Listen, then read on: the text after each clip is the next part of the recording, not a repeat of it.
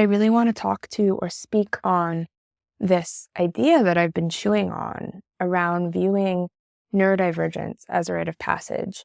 And in case this is the first time you are listening to me speak and the first time you're learning about me and my story, I want to start off with sharing a bit of my story and how I even landed here and landed in this seat, this chair right now, chewing on this idea, looking at neurodivergence as a rite of passage. And so it feels important to name that I have a background in nursing, but post nursing, after leaving my job as a nurse, I got bit by the birth bug and went on to pursue doula work. And in my deep dive into birth and labor and understanding like the physiology of labor, I really appreciated looking at labor through the lens of a rite of passage. I'm also trained as a seasons and matrescence facilitator, and within that body of work, there's just a lot around motherhood and matrescence as a rite of passage. And so I really appreciate the perspective of looking at different identity shifts in our life, looking at different transitions in our life through the lens of a rite of passage, and using the rite of passage framework almost as a like blueprint and compass for us in identity transformation.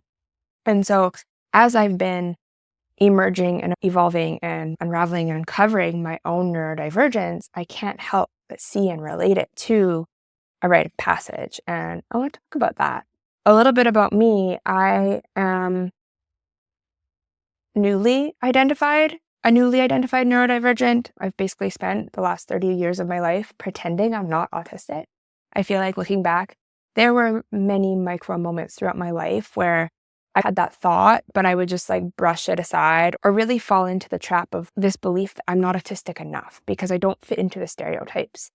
And then I had my daughter, and she's 3.5 now. And so really around that 2 to 3 year mark, obviously that is a intense time for any parent. It's an intense time just to be a toddler and navigate the world as a toddler. But the intensity that we were experiencing felt very different. And some of the things that I was seeing in her were also big mirrors for seeing myself. And I started making these connections and had this hunch like, oh my gosh, like I think my daughter might be autistic. And if she's autistic, then I'm definitely autistic. Like it really gave this like validation of some of the thoughts that I had been suppressing most of my life. And keep in mind, in this entire evolution and emergence of even contemplating this idea, I was always struck by the online space that I'm in and how ADHD in women is becoming more and more acceptable and more like normalized and almost like cute, depending who's talking about it. And I was turned off by that. I don't resonate with being ADHD. And also, I know I'm not quote unquote normal or typical. So like, where do I fit? Because I'm still really holding on to this belief that I'm not autistic enough to be autistic. I don't fit into the stereotypes that I have understood autism to look like. And so as we were trying to make the decision if we even wanted to get a formal evaluation for my daughter, it was a really big deep dive for me in understanding what autism looks like in girls and what autism looks like in high functioning, overachieving A+ student women. And I finally was actually seeing myself for the first time and realizing, wow, holy shit, there's a whole chunk of the population just like me who have basically been highly masked their entire lives. They were potentially deemed as like really smart and know-it-alls in school. We're people pleasers. We absolutely put everyone's needs ahead of our own because we're hyper vigilant as fuck. And I see this in my daughter too. And bear in mind, like when I started seeing this, she was only like 2.5. And that is really illuminating, even to be able to pick up on. And I feel like that is a testament to my own like nervous system sensitivity and empathy and pattern recognition, that I was able to see that at that young of an age. Because this is a tangent. I don't even want to go there. This is not my daughter's story. This is my story. The point is her diagnosis and us deciding to pursue that evaluation, get that diagnosis, really was a catalyst for me in accepting and beginning to embrace my own neurodivergence. And I think the other context that is important to name here is I've also been on this journey of decolonization, of really dismantling the internalized systems of oppression within. And again, looking back, I can see the different catalysts of this journey. Being pregnant and having a home birth was absolutely one of them, realizing just the dysfunction of the medical system and just birth as this medicalized, the narrative around birth, really detaching from that, dismantling it. That was like chapter 1 of my dismantling internalized systems of oppression. And then becoming a mom, navigating postpartum, realizing the systemic oppression towards mothers and women and just how undervalued mothers are in the culture that we exist in North America. That was chapter 2. And then I see chapter 3 as this reconnection to my menstrual cycle. And again, realizing, wow, just how disconnected we've been taught to be as women to our bodies and to our menstrual cycle. And that I spent most of my teenage and adult life really trying to hide and pretend that I wasn't a menstruating human. More on this later, because I absolutely see a parallel with reconnecting to your menstrual cycle and embracing neurodivergence. So call that chapter 3 or wherever we're at. Chapter 4 being recognizing white supremacy in business and entrepreneurship in the online coaching world, specifically in like the female women's empowerment spaces. This obviously is not an episode about that, but it's important to name here because this really orients you to who I am and the journey that I've been on to come to the perspective that I'm going to offer in this conversation.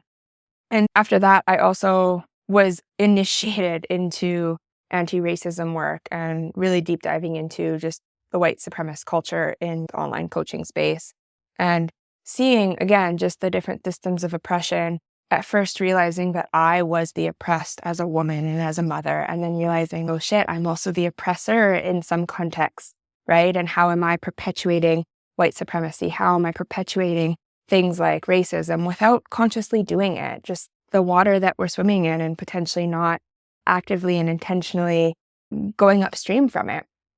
And then from there, the unraveling of neurodivergence in our family really illuminated to me the internalized ableism. And so again, another internalized system of oppression and construct that I had been holding on to, a belief system that wasn't necessarily mine, but was lingering in the background and orchestrating like all of my beliefs and how I was viewing the world. I feel like where I'm sitting today, I am very passionate about decolonization. I'm very passionate about exploring ways in which we've been colonized and what that colonized mindset looks like and what it's doing to not just like our self-worth and how we view the world and our perception of things, but also what our bodies are holding and potentially the trauma or the codes and the wiring that our bodies are working at baseline from.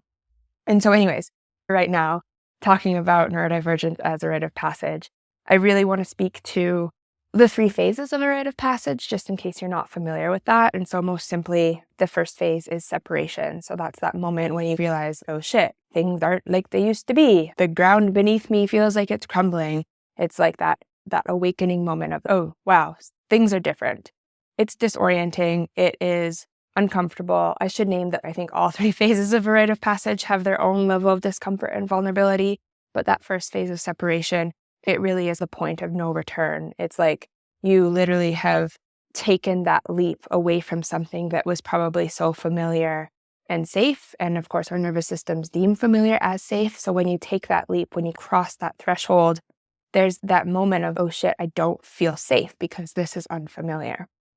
Separation can also be seen as an unraveling. It's that moment or season in your life when all of a sudden things just don't fit. Like the things that you used to like, the beliefs you used to hold, the hobbies, the interests, like things are just shifting. There's this like evolution happening, and like that in itself is disorienting, right? Because there's that sense of unfamiliarity happening, and also like maybe a sense of like feeling like you're losing control. So I just want to name that. The second phase being the liminal phase.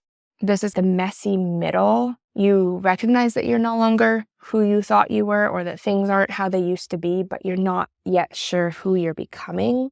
It truly is like if you were a caterpillar, that moment where you're turning into goo before you become a butterfly, right? It's, again, this is uncomfortable. This is vulnerable. you are surrendering in this stage. Things are changing. It's not that things are going to change, it's that you are in the change. So this is tender, this is foggy, you're full of questions, you're full of uncertainty. We call it the messy middle. It's also, like that crossroads, right? If separation is you're taking the step, you've crossed over the threshold. Liminality would be like the bridge. It's getting you from where you were to where you're going, but you don't necessarily know where you're going yet. And then the third phase being the return. So again, with that bridge metaphor, it's you are now taking the step, making the threshold to the other side. You've reached the other side. Return, this phase is all about integration. It's returning to who you are on that side. It's making sense of who you are on that other side. It can be seen as a coming home to yourself, but it's not the self that you were before. It's a coming home to a deeper sense of self. It's a very vulnerable space to be because it also requires being witnessed. And I would argue that in a lot of identity shifts in our life, this is where we're experiencing incomplete rite of passages because we're not necessarily getting that deep, genuine, real, raw, sacred witnessing that we need on the other side of that return.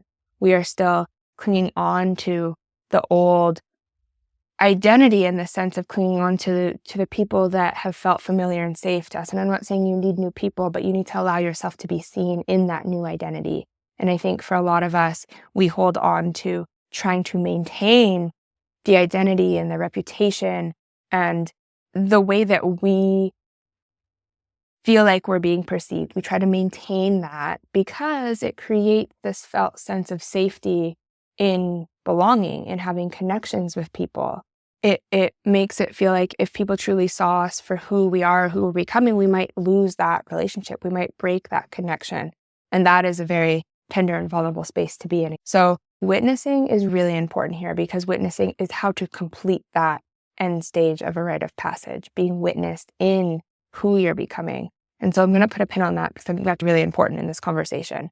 Now, if we go deeper here and actually begin to explore these three phases alongside neurodivergence and the journey of unraveling and accepting and embracing neurodivergence and the identity shift that comes with that, we start with separation. Separation is that moment of, oh, wow, like I am starting to recognize that I don't fit into who the world maybe thought I was, or I don't fit into the constructs that have been defined for me, or I'm recognizing that my brain truly does work differently. And I want to take that step to stop trying to pretend that's not actually a thing, right? It's like that moment of, things aren't what they used to be. And I'm finally ready to see it. I'm finally ready to deepen and explore my sense of self in the context of understanding my brain.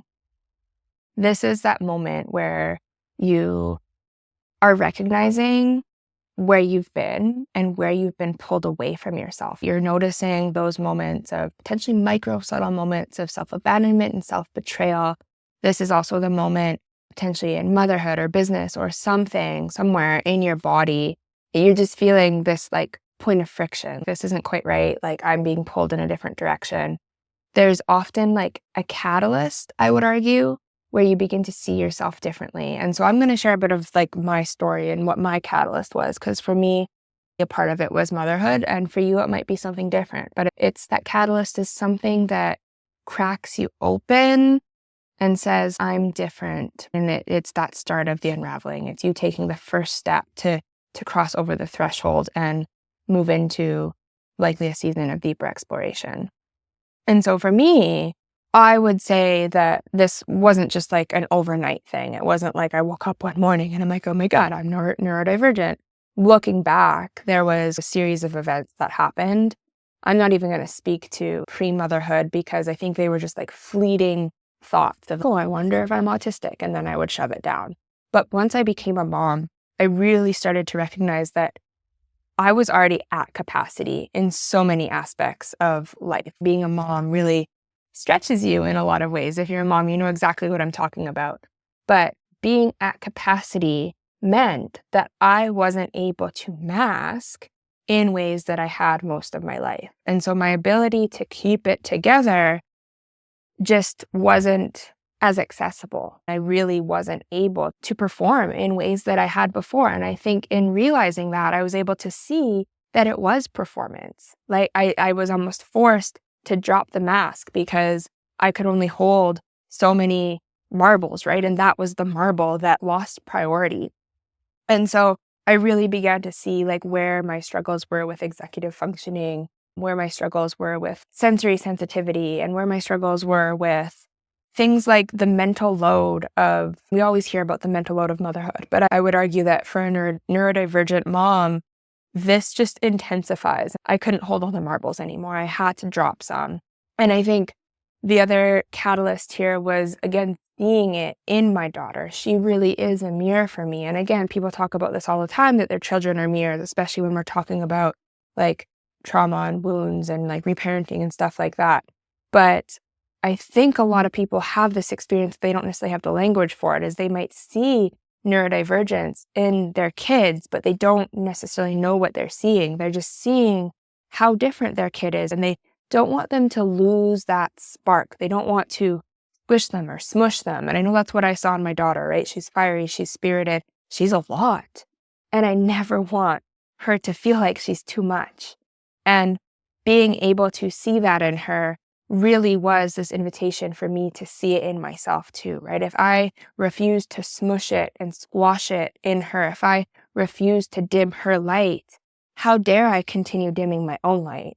So that really was a big catalyst for me, is having my daughter as a mirror. And then I think there's this mix of seeing the strengths and seeing kind of the quirks and like the parts of her that society celebrates and wants more of. And then there's also like the challenges and the parts of her that like society wants to squish and tone down. And again, that was just a mirror for me to see those parts of me and myself for basically the first time, and really inviting an energy of love and compassion and non-judgment and curiosity. And then we got a diagnosis. And like I said, that for me was another catalyst of, wow, okay, if she is autistic, then I can probably stop doubting if I am. And I want to name that. I think for those of us that don't have a formal diagnosis, this is always going to be an edge that we're sitting on of almost imposter syndrome. Who am I to identify as autistic, or who am I to identify as someone with ADHD if I don't have a formal diagnosis? And I just want to name that in itself is a symptom of the systemic systems of oppression that we live in, and the way that our culture and our medical system has pathologized these things and made us feel like we need a diagnosis for it, right? Because that diagnosis has all this very scientific, although maybe not even that scientific, list of criteria, and it's just putting us in boxes, right? Which is ironic when you think of neurodivergence, is basically you can't put me in a box, yet the diagnostic criteria is trying to put you in a box. And I think this also speaks to why so many women and girls are falling through the gaps in the medical system when it comes to neurodivergence, because we don't fit into those boxes. So where was I going with that? Just the imposter syndrome of not having that formal diagnosis, and also like the mindfuck that is, because that formal diagnosis really is just putting you in another box. And so I don't even know that I ever want the formal diagnosis. It was a bit of a different story in making the decision for my daughter, because obviously she is much younger and she's going to be moving through systems that potentially will squash her if we don't have the right language. And here in Canada, where I live, it's like access to resources and certain accommodations are gatekept unless you have that formal diagnosis. And I hate that. I hate that that's the story here. And also we chose to play that game because we want her to have access to supports and resources and accommodations. It's also really important to us that she grows up with the language to understand herself. And again, that's been a huge mirror for me, is because if I want her to grow up not shaming or suppressing the part of her brain that's different, I also realized I need to model that for myself. And so that was, in a sense, its own initiation. And so anyways, this was a lot just talking about separation. So basically for me, separation really was this season of motherhood and exploring my daughter's diagnosis, having that reflected back to me. And then I think the cherry on top here is, as I've really gone deep into building my business and being a coach and being an entrepreneur in the online space, I'm also beginning to see so clearly like what molds I just do not fit into, what molds were not created for me, not just in the context of my brain in a neurodivergent sense, but also in the context of being a woman, being someone with a uterus who menstruates almost every 28 days, being someone who is a mom, being someone who is a projector in human design, right? There's all these molds that society kind of creates. And I would say like the mainstream business model, the bro marketing is set up for neurotypical white dudes who are Manigens, blah, blah, blah, blah, blah. The list goes on. So it really was illuminating for me to see all the ways I am diverging from the norms. So moving on to the stage of liminality, that kind of in between, I would say in neurodivergent, that's the moment where you're like, okay, I'm going to begin to accept or try on for size what it feels like to accept my neurodivergent. This might not even mean you're coming out of the closet yet. I would argue that like this phase is actually more internal.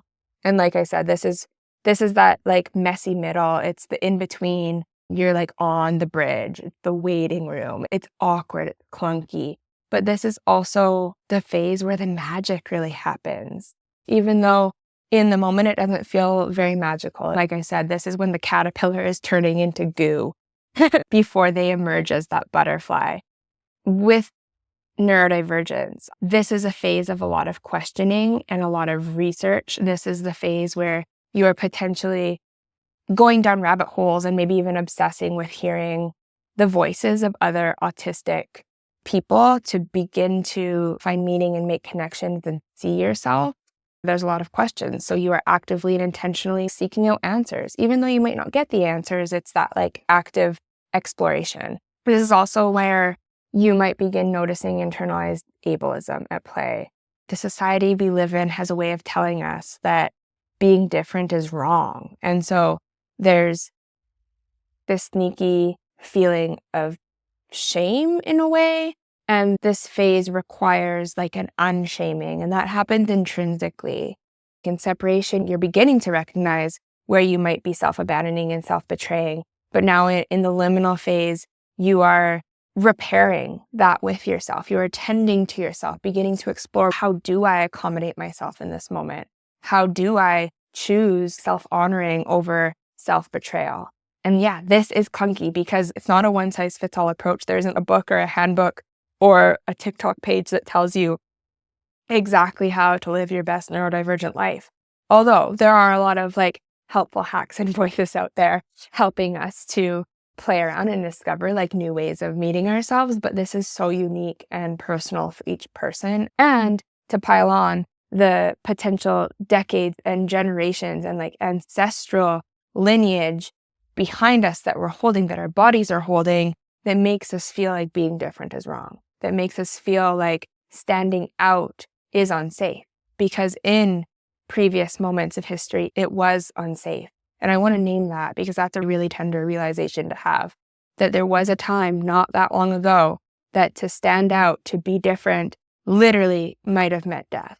So of course, your body has been protecting you from this. Of course, your nervous system has been doing everything to try to keep you safe. I actually invite us all to just take a deep breath and even place a hand on your heart or give yourself a pat on the back, because our nervous systems, our protective parts have done such an incredible job at getting us to this point where we are alive and well.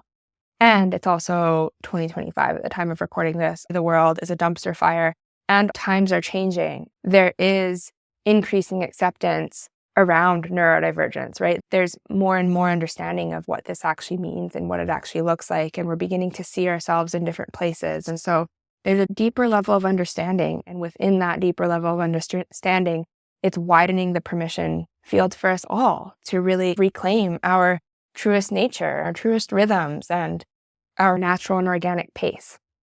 Before we move into the third phase of a rite of passage, which is the return, I want to speak on label aversion, and I want to speak the internalized ableism that comes with label aversion. And so maybe you are at a point now where you've been on this rite of passage journey. You're like, yeah, I know I'm different. You've crossed the threshold. You're exploring yourself. You're asking questions. You are in that messy middle of beginning to become someone new.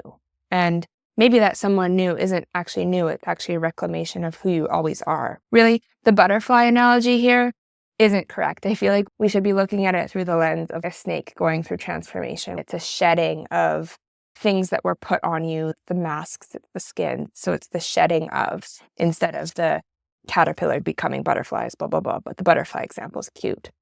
So yeah, liminality, you're shedding the skins. You are now this like naked and bare, vulnerable. And you're like, who the fuck am I? That's what liminality is. It's that question of who the fuck am I? And I think what happens here is there's this label aversion for two reasons. One, I think a lot of us are fearful that if we accept or identify with that label, we're going to become a victim to it. And I think the second thing is because all we've ever been shown and modeled around neurodivergence has such a negative stigma to it, we're holding that negative connotation. And so if we accept the label, then we're seeing ourselves in that negative light. And that's the internalized ableism, right? That's believing that being different, being disabled or able, that one's better than the other, that an able-bodied is superior to a disabled body. And there could be a whole conversation here on whether neurodivergence truly is a disability or not, whether autism and ADHD are disabilities. But what I would like to offer here is that these are disabilities in the context of the environment that we're in. I can tell you that if I can just be home all day and in control of my environment and essentially accommodating myself, I don't feel autistic at all. The days that I'm feeling most autistic are when I'm trying to be a human in a world and an environment that really wasn't made for me, right? And I likely don't have control over. I'm not able to access resources or accommodations to support my needs. So it's not necessarily that me and my way of being, my innate nature, my neurodivergence is the disability. It's the world and the environment around me. So if you buy into that, let's still use kind of the words disabled and abled. So if we're neurodivergent, we are disabled because of the world that we live in. If some part of us is holding on to the narrative and the constructs around ableism, we are feeling less than because we aren't the superior able body that has been modeled to us. Okay? So that's really big, right? Like when you begin to realize that's a story that you're holding, that's a belief system that's literally been coded into your body, it makes a lot of sense why there's that label aversion. It also makes sense why there's that fear of becoming a victim, because if we're seeing one thing as superior and one thing as inferior, okay, this is where I want to go next. I'm inviting you to see the parallels of what this looks like in relation to a menstruating woman. Okay, and I'll share my own story. My own story, when I got my period when I was like 12 or 13, I remember, first of all, thinking it was like the worst day of my life. It was not something to celebrate. It was something that I was dreading. It was something that I wanted to hide. My parents were divorced, and when I would be at my dad's house, I was so embarrassed and ashamed of him knowing that I had my period that I would literally hide my used pads and tampons into a bag and bring them back home to my mom's house because I didn't want my dad to find them in the garbage. Okay, that really speaks to the level of shame I was holding around menstruation and how badly I wanted to hide it.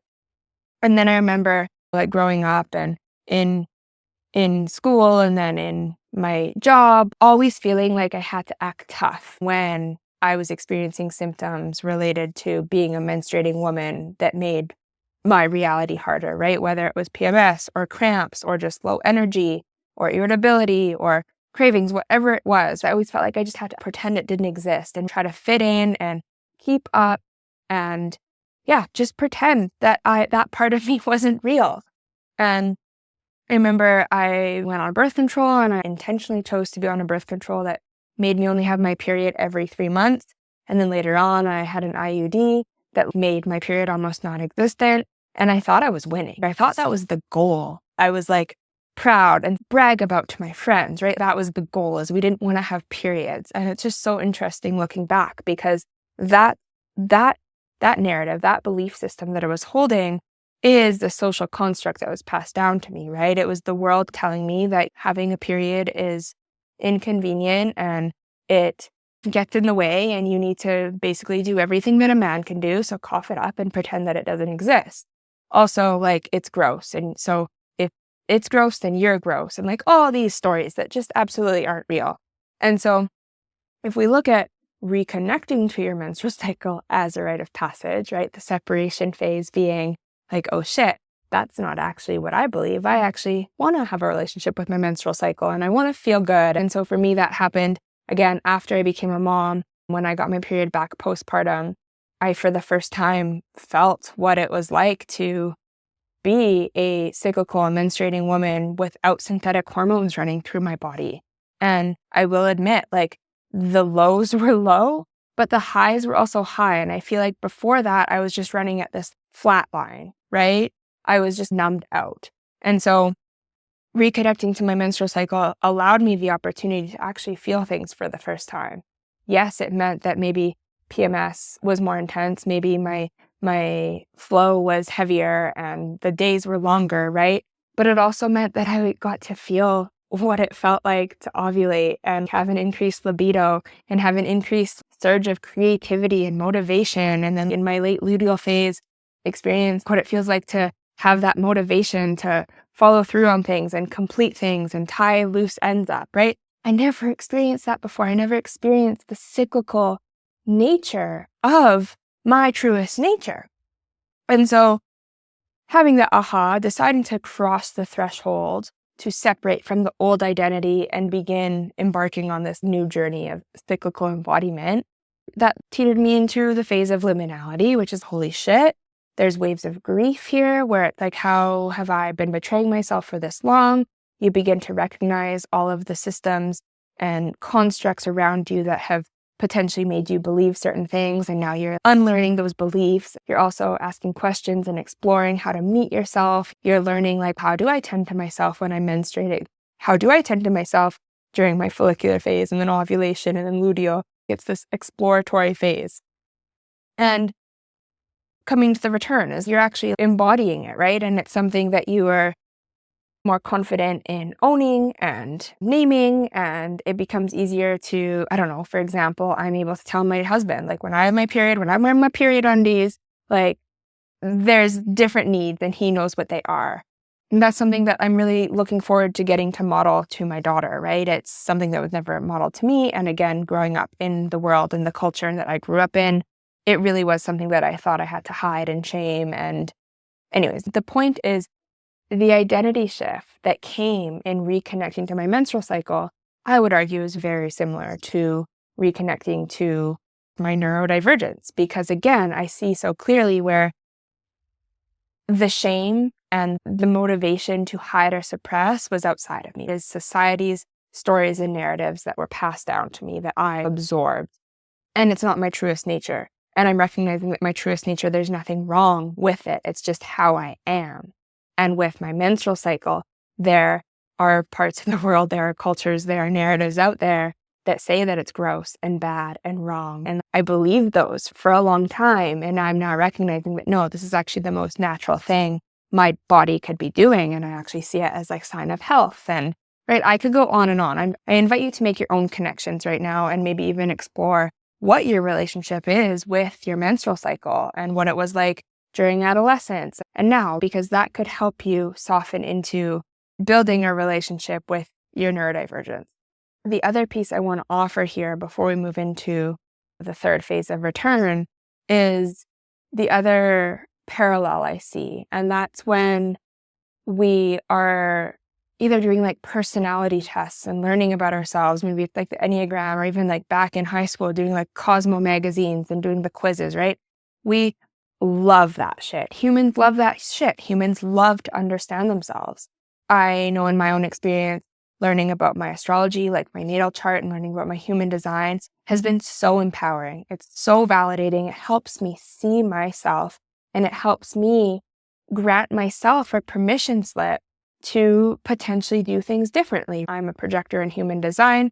I'm able to understand that my energy moves differently. My motivation is differently. The way I respond is different than, say, a Manny Jan. And beginning to understand those differences and celebrate them really helps me to lean in, accept, and embrace who I am. Do you see where I'm going with this? Can that not be the same as neurodivergence? This is just an invitation to really explore, why is it that it's so hard to accept and embrace the label of neurodivergence, yet we celebrate and feel so empowered by the label of human design. Nobody bats an eyelash or challenges you in your identification of your human design or your astrology, right? It's just something that it's literally something on the internet, a form on the internet that says this, and we just believe it as truth. It's so wild. It's interesting. Yet it's a whole other story with neurodivergence. Again, I just want to offer that there as a point of exploration for you. It's something that I'm witnessing. It's something that I find really interesting.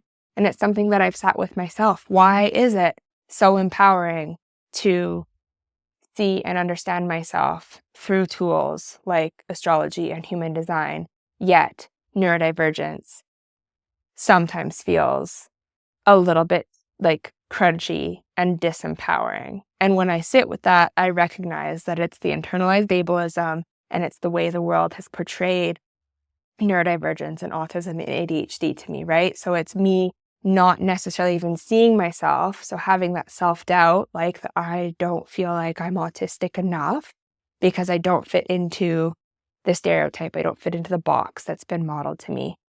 Yeah, it's interesting. Take a deep breath, because I feel like that's like a lot. If you're like, holy shit, I've never thought of it that way.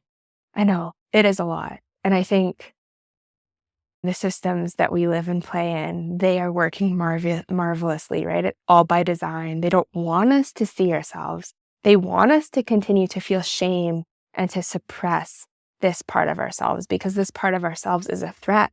Just like being in connection and in embodiment with our menstrual cycle and our cyclical nature is also a threat.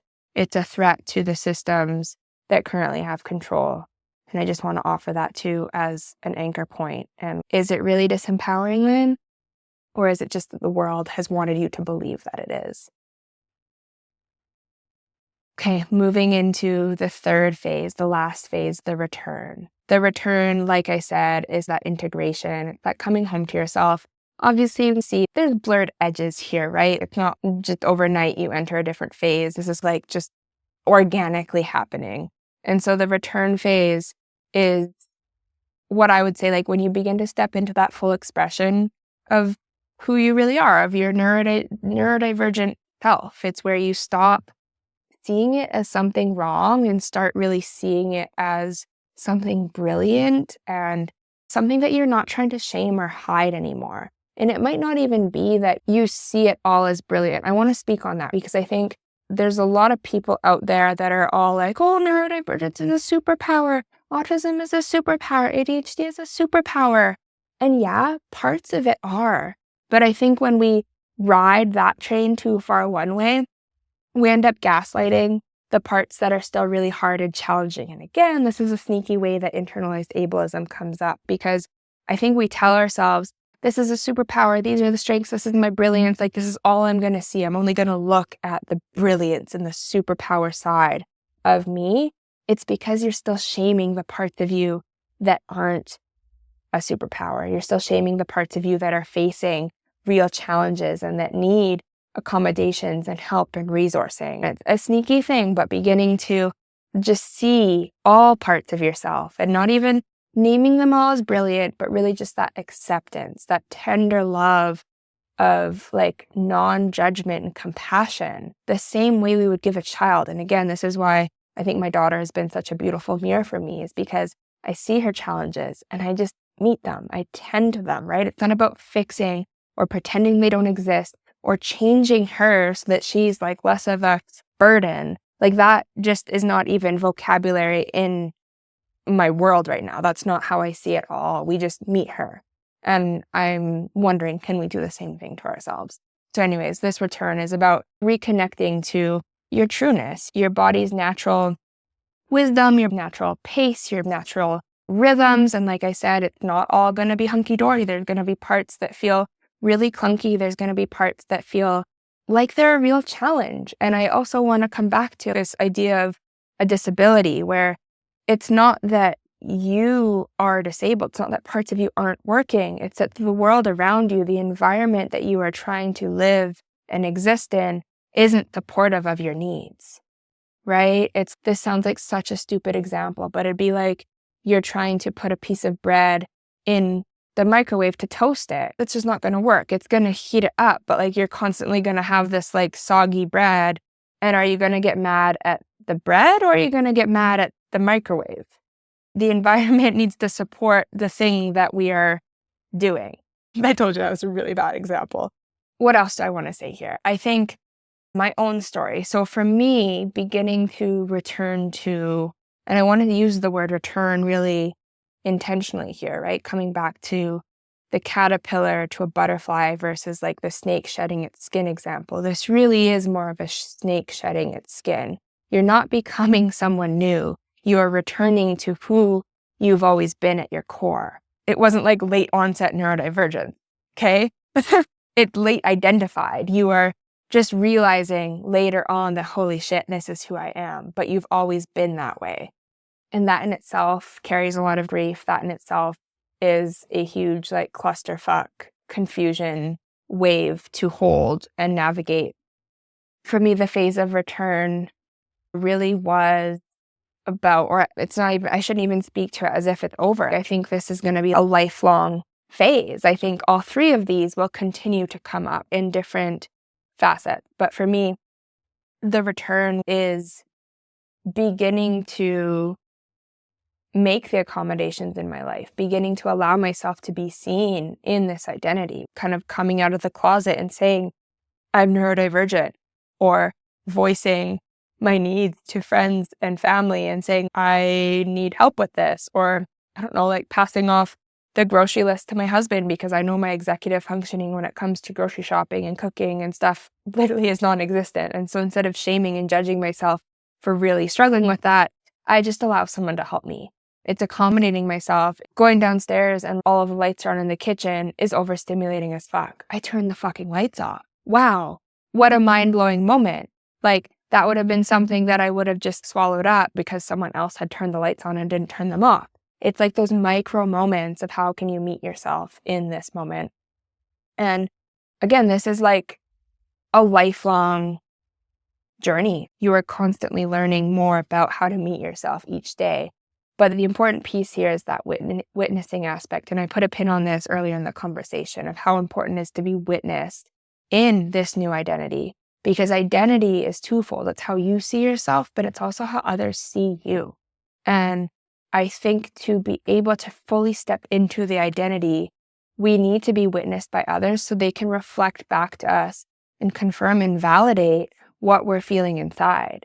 This is really huge. Like when you look at like traditional rite of passage work, which by the way, we don't really even have in our culture, depending on if you're like white, mainstream North American culture, what I live in, like we don't really have a lot of rite of passage work anymore. What we do have would be like a wedding, right? That's a rite of passage. That's a ritual and a ceremony of being single to being married, and it's celebrated. There's the witnessing. People see you getting married, and then they're able to now see you as a married woman.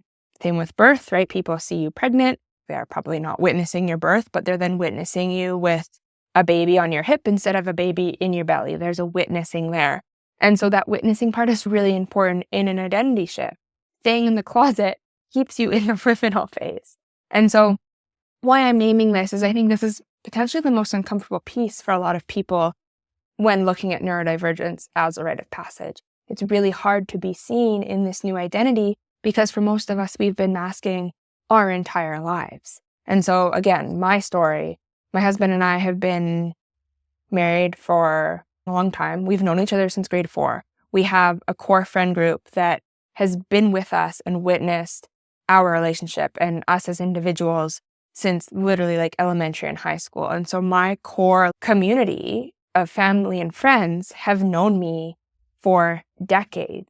all they've known, though, is the masked version of Nicole. And again, there's grief that comes with that, right? Because I'm recognizing all the times and all the places that I've betrayed myself and abandoned myself and put on a mask to try to fit in or be accepted or be perceived as someone that has their shit together. But I can't fully become that new identity if I'm not allowing the parts of my unmasked self to be seen. And again, I want to say this is not an overnight thing. This happens probably over a lifetime. But I do want to name that in the context of entrepreneurship, if that's where you're at, this is exactly why I've created Unruly. Unruly is an 8-week roundtable and business lab for coaches, doulas, and healers.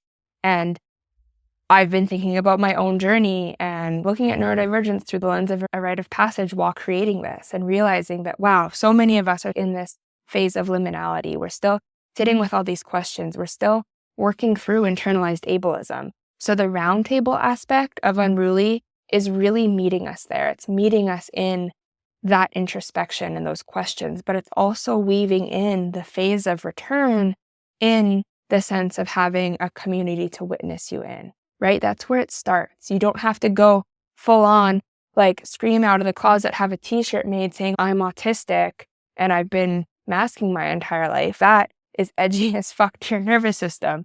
Don't do that unless you really want to. Don't feel like that's how you have to return.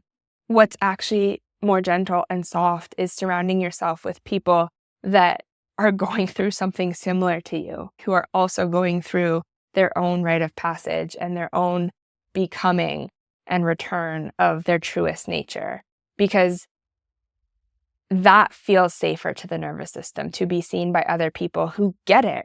And that's where you actually begin to see yourself too, by other people holding up a mirror. So that's really what the core of Unruly is all about. It's specific to coaches, doulas, and healers, because I'm really interested in how do we weave in and integrate our neurodivergent part into our business? How do we create businesses that actually align and support our truest nature instead of constantly asking us to self-betray and self-abandon?